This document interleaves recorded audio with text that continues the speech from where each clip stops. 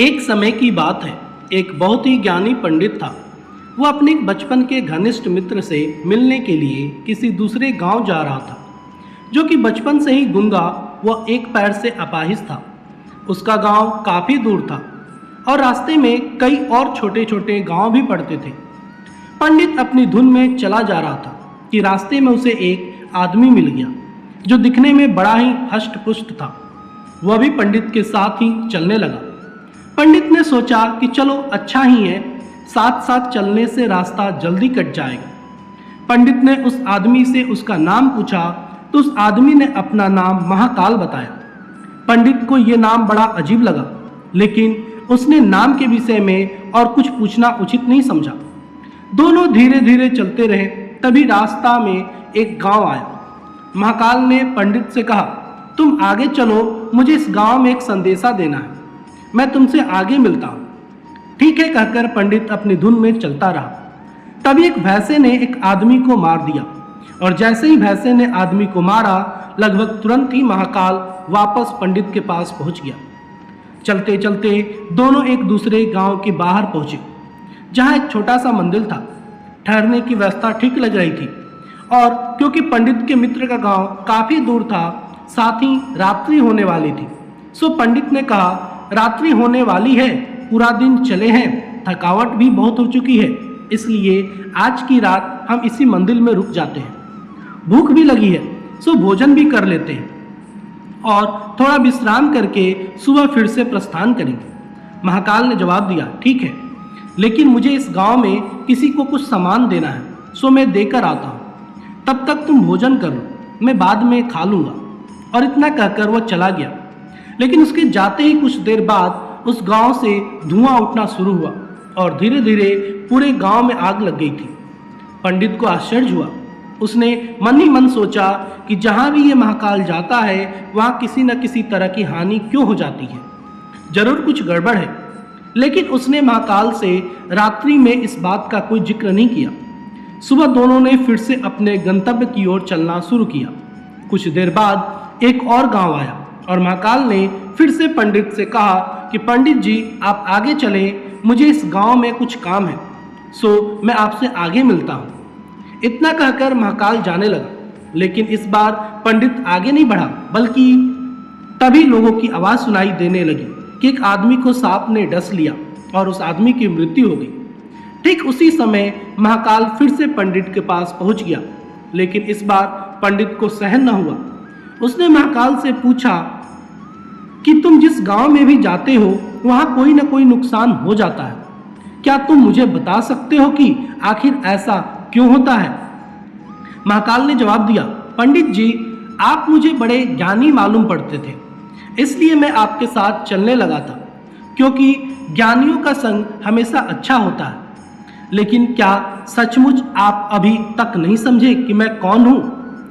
पंडित ने कहा, मैं समझ तो चुका हूँ, लेकिन कुछ शंका है, सो यदि आप ही अपना उपयुक्त परिचय दे दें तो मेरे लिए आसानी होगी।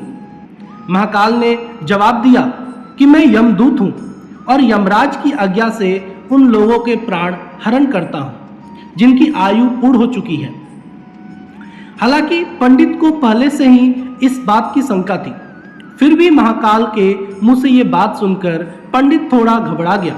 लेकिन फिर हिम्मत करके पूछा कि अगर ऐसी बात है और तुम सचमुच ही यमदूत हो, तो बताओ अगली मृत्यु किसकी है?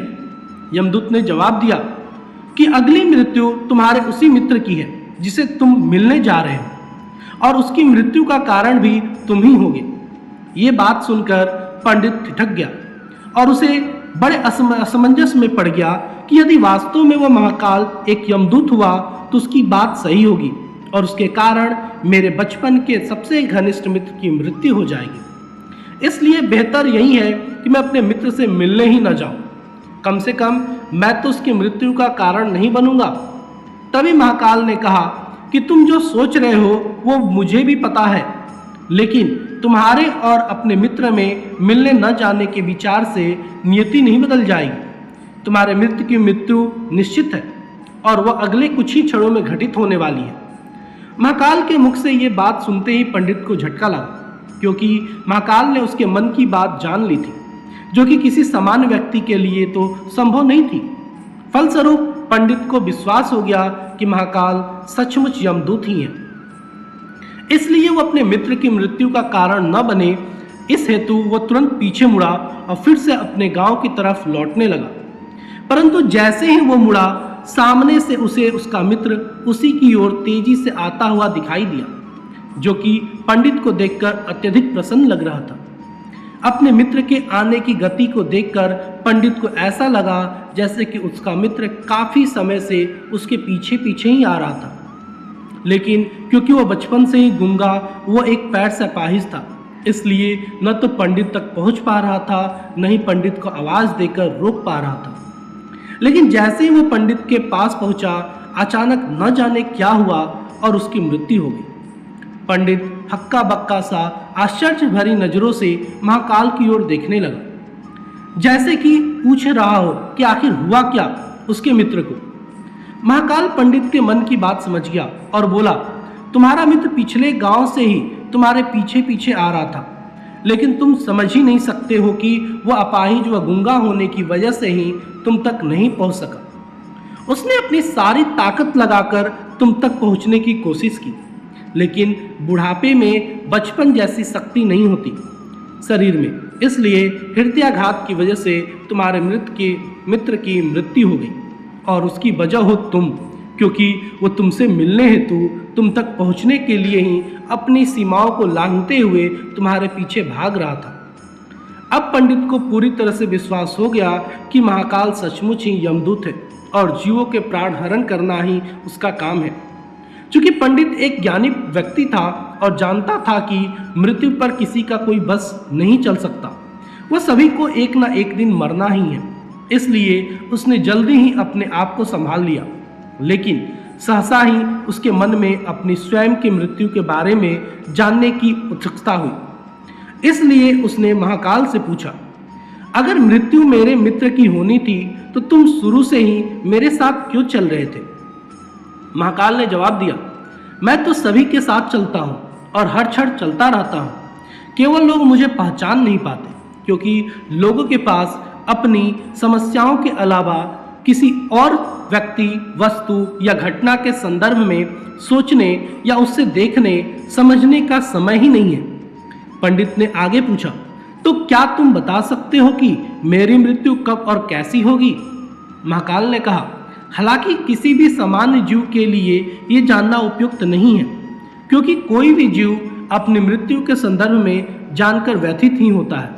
लेकिन तुम ज्ञानी व्यक्ति हो और अपने मृत्यु को जितनी आसानी से तुमने स्वीकार कर लिया है, उसे देख मुझे ये लगता है कि तुम अपने मृत्यु के बारे में जानकर भी व्यथित नहीं होगे। सो तुम्हारी मृत्यु आज से ठीक 6 माह बाद ही, आज ही के दिन, लेकिन किसी दूसरे राजा के राज्य में फांसी लगने से होगी। और आश्चर्य की बात यह है कि तुम स्वयं खुशी से फांसी को स्वीकार करोगे। इतना कहकर महाकाल जाने लगा, क्योंकि अब उसके पास पंडित के साथ चलते रहने का कोई कारण नहीं था। पंडित ने अपने मित्र का यथास्थिति जो भी कर्मकांड संभव था किया और फिर से अपने गांव लौट आया। लेकिन कोई व्यक्ति चाहे जितना भी ज्ञानी क्यों न हो, अपनी मृत्यु के संदर्भ में जानने के बाद कुछ तो व्यतीत होगा ही, और उस मृत्यु से बचने के लिए कुछ ना कुछ तो करता ही है। सो पंडित ने भी किया। चूंकि पंडित विद्वान था, इसलिए उसकी ख्याति उसके राज्य के राजा तक थी। उसने सोचा कि राजा के पास तो कई ज्ञानी मंत्री होते हैं और वे उसकी इस मृत्यु से संबंधित समस्या का भी कोई ना कोई समाधान तो निकाल ही देंगे। इसलिए वह पंडित राजा के दरबार में पहुंचा और राजा को सारी बात बताई। राजा ने पंडित की समस्या को अपने मंत्रियों के साथ बांटा और उनसे सलाह मांगी। अंत में सभी की सलाह से यह तय हुआ कि यदि पंडित की बात सही है तो जरूर उसकी मृत्यु 6 महीने बाद होगी, लेकिन मृत्यु तब होगी जबकि वह किसी दूसरे राज्य में जाएगा। यदि वह किसी दूसरे राज्य में जाए ही ना तो मृत्यु नहीं होगी। यह सलाह राजा को भी उपयुक्त लगी। सो उसने पंडित के लिए महल में ही रहने हेतु उपयुक्त व्यवस्था करवा दी।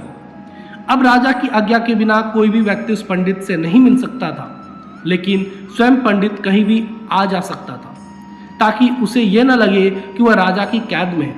हालांकि वह स्वयं ही डर के मारे कहीं आता जाता नहीं था, धीरे धीरे पंडित की मृत्यु का समय नजदीक आने लगा और आखिर वह दिन भी आ गया जब पंडित की मृत्यु होनी थी। जिस दिन पंडित की मृत्यु होनी थी उससे पिछली रात पंडित डर के मारे जल्दी ही सो गया ताकि जल्दी से जल्दी वो रात और अगले दिन बीत जाए और उसकी मृत्यु टल जाए। लेकिन स्वयं पंडित को नींद में चलने की बीमारी थी और इस बीमारी के बारे में वो स्वयं भी नहीं जानता था। इसलिए राजा या किसी और से इस बीमारी का जिक्र करने अथवा किसी चिकित्सक से इस बीमारी का इलाज करवाने का तो प्रश्न ही नहीं था।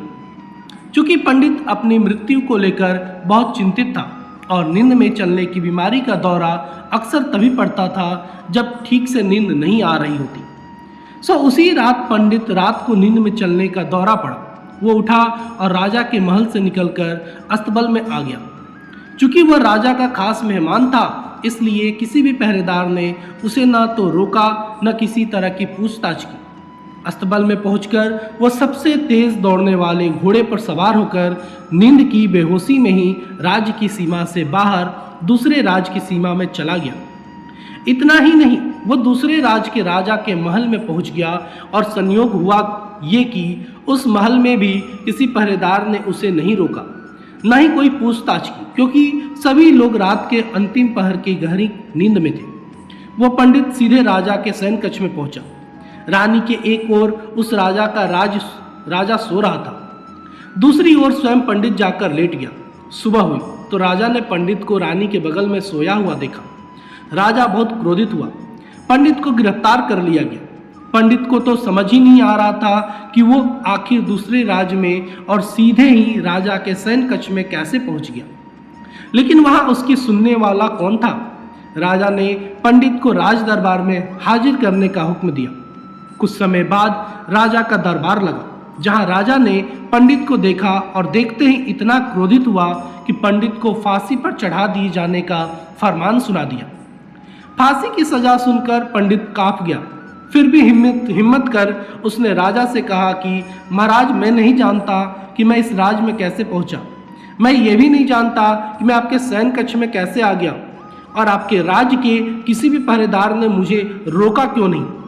लेकिन मैं इतना जानता हूं कि आज मेरी मृत्यु होनी थी और होने जा रही है। राजा को यह बात थोड़ी अटपटी लगी। उसने पूछा, तुम्हें कैसे पता कि आज तुम्हारी मृत्यु होनी थी? कहना क्या चाहते हो तुम? राजा के सवाल के जवाब में पंडित से पिछले 6 महीने की पूरी कहानी बता दी और कहा कि महाराज, मेरा क्या, किसी भी समान व्यक्ति का इतना साहस कैसे हो सकता है कि वह राजा की उपस्थिति में राजा के ही कक्ष में रानी के बगल में सो जाए। ये तो सरासर आत्महत्या ही होगी और मैं दूसरे राज्य से इस राज्य में आत्महत्या करने क्यों आऊँगा? राजा को पंडित की बात थोड़ी उपयुक्त लगी, लेकिन राजा ने सोचा कि शायद यह पंडित मृत्यु से बचने के लिए महाकाल और अपनी मृत्यु की भविष्यवाणी का बहाना बना रहा है।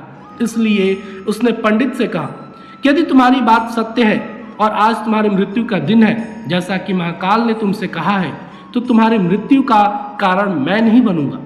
लेकिन यदि तुम झूठ कह रहे हो तो निश्चित ही आज तुम्हारी मृत्यु का दिन है। चूंकि पड़ोसी राज्य का राजा उसका मित्र था, इसलिए उसने तुरंत कुछ सिपाहियों के साथ दूसरे राज्य के राजा के पास पत्र भेजा और पंडित की बात की सत्यता का प्रमाण मांगा। शाम तक भेजे गए सैनिक फिर से लौटे और उन्होंने आकर कहा कि महाराज, पंडित जो कह रहा है वह सच है। दूसरे राज्य के राजा ने पंडित को अपने महल में ही रहने की संपूर्ण व्यवस्था दे रखी थी और पिछले 6 महीने से ये पंडित राजा का मेहमान था। कल रात राजा स्वयं इससे अंतिम बार इसके शयन कक्ष में मिले थे और उसके बाद ये इस राज्य में कैसे पहुंच गया इसकी जानकारी किसी को नहीं है। इसलिए उस राज्य के राजा के अनुसार पंडित को फांसी की सजा दिया जाना उचित नहीं है। लेकिन अब राजा के लिए एक नई समस्या आ गई। चूंकि उसने बिना पूरी बात जाने ही पंडित को फांसी की सजा सुना दी थी, इसलिए अब यदि पंडित को फांसी न दी जाए तो राजा के कथन का अपमान हो और यदि राजा द्वारा दी गई सजा का मान रखा जाए तो पंडित के बेवजह मृत्यु हो जाए। राजा ने अपनी इस समस्या का जिक्र अपने अन्य मंत्रियों से किया और सभी मंत्रियों ने आपस में चर्चा कर ये सुझाव दिया कि महाराज, आप पंडित को कच्चे सूत के एक धागे से फांसी लगवा दें। इससे आपके वचन का मान भी रहेगा और सूत के गले में धागे से लगी फांसी से पंडित की मृत्यु भी नहीं होगी, जिससे उसके प्राण भी बच जाएंगे। राजा को ये विचार उपयुक्त लगा। उसने ऐसा ही आदेश सुनाया। पंडित के लिए सूत के धागे का फांसी का फंदा बनाया गया और नियमानुसार पंडित को फांसी पर चढ़ाया जाने लगा। सभी खुश थे कि न तो पंडित मरेगा, न राजा का वचन झूठा होगा। पंडित को भी विश्वास था कि सूत के धागे से तो उसकी मृत्यु नहीं होगी, इसलिए वह भी खुशी खुशी फांसी चढ़ने को तैयार था। इसलिए महाकाल ने उसे कहा था, लेकिन जैसे ही पंडित को फांसी दी गई, सूत का धागा तो टूट गया, लेकिन टूटने से पहले उसने अपना काम कर दिया। पंडित के गले की नस कट चुकी थी उस सूत के धागे से, और पंडित जमीन पर पड़ा तड़प रहा था। हर धड़कन के साथ उसके गले से खून की फुहार निकल रही थी, और देखते ही देखते कुछ ही क्षणों में पंडित का शरीर पूरी तरह से शांत हो गया। सभी लोग आश्चर्यचकित हक्के बक्के से पंडित को मरते हुए देखते रहे। किसी को भी विश्वास ही नहीं हो रहा था कि एक कमजोर से सूत के धागे से किसी की मृत्यु हो सकती है, लेकिन घटना घट चुकी थी। नियति ने अपना काम कर दिया था। जो होना होता है वह होकर ही रहता है।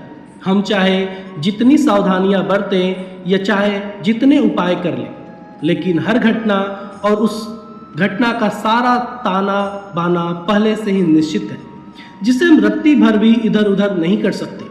इसलिए ईश्वर ने हमें भविष्य जानने की क्षमता नहीं दी है, ताकि हम अपने जीवन को ज़्यादा बेहतर तरीके से जी सकें।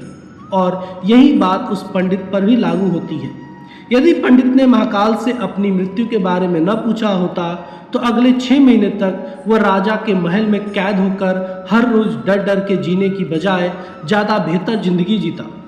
प्रकृति ने जो कुछ भी बनाया है और उसे जैसा बनाया है, वह सब कुछ किसी न किसी कारण से वैसा है, और उसके वैसा होने पर सवाल उठाना गलत है, क्योंकि हर व्यक्ति, वस्तु या स्थिति का संबंध किसी न किसी घटना से है जिसे घटित होना है। उदाहरण के लिए पंडित की मृत्यु का संबंध उसके मित्र से था, क्योंकि यदि वह उसके मित्र से मिलने न जा रहा होता तो उसे रास्ते में महाकाल न मिलता, और पंडित उससे अपने मृत्यु से संबंधित सवाल न पूछता। जबकि यदि पंडित अपने मित्र से मिलने न जाता और पंडित का मित्र बचपन में से ही गूंगा हुआ अपाहिज न होता, तो उसकी मृत्यु न होती, क्योंकि उस स्थिति में वो अपने मित्र को पीछे से आवाज देकर रोक सकता था। यानी बचपन से ही प्रकृति ने उसे जो अपंगता दी थी, उसका संबंध उसकी मृत्यु से था। इसी तरह से पंडित को नींद में चलने की बीमारी है।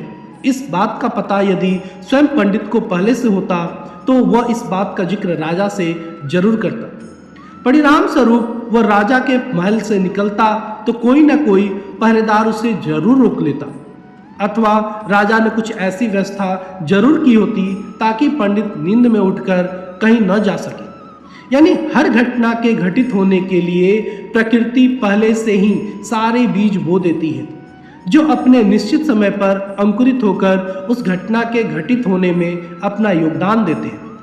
इसलिए प्रकृति से लड़ने का कोई मतलब नहीं है, क्योंकि हमें नहीं पता कि किस घटना के घटित होने के लिए कौन कौन से कारण होंगे, और उन कारणों में से संबंधित बीज कब, कहाँ और कैसे बोए गए, और इसी को हम सरल शब्दों में भविष्य कहते हैं, भाग्य कहते हैं। धन्यवाद दोस्तों। आपको ये कहानी कैसी लगी कृपया कमेंट बॉक्स में जरूर बताएं, और मेरे चैनल को सब्सक्राइब करना न भूलें।